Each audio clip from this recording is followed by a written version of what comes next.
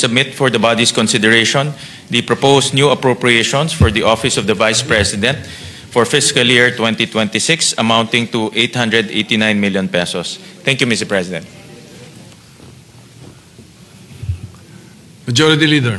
Mr. President, to Senator Robin Padilla is seeking the floor for a manifestation of support. I move that he be recognized.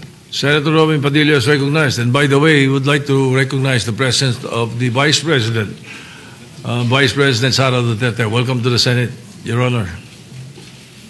Go ahead, Senator Padilla. Maraming salamat po, Ginoong Pangulo at sa ating pong pinunong mayorya. Ako po'y walang katanungan sa ating ginoong sponsor, Senator Sherwin Gatchalian, kundi ako po'y magmamanifest lamang.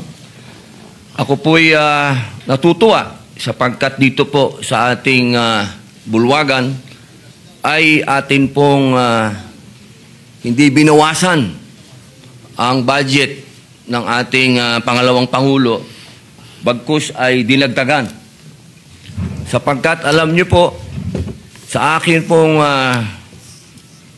karanasan sa tuwing may dadating na kalamidad, kalungkutan, kamatayan, naandyan po lagi ang ating pangalawang Pangulo upang makiramay, tumulong, kahit saan pong lupalop sa Pilipinas, makikita po natin ang opisina ng ating pangalawang Pangulo at siya mismo pumupunta sa mga lugar na hindi pa po naabot ng kahit na sinong naging public official.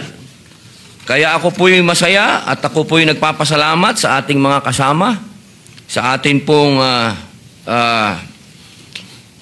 sponsor, Senator Sherwin, sa ating pong Senate President, sa lahat po na bumubuo, sa lahat po ng mga senador.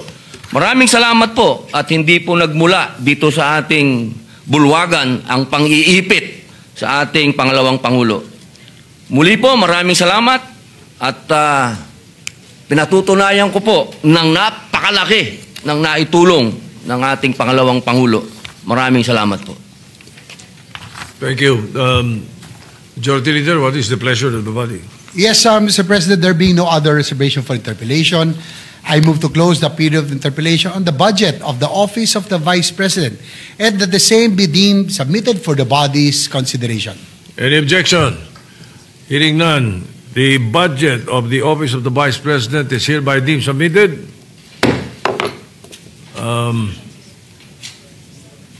minute suspension.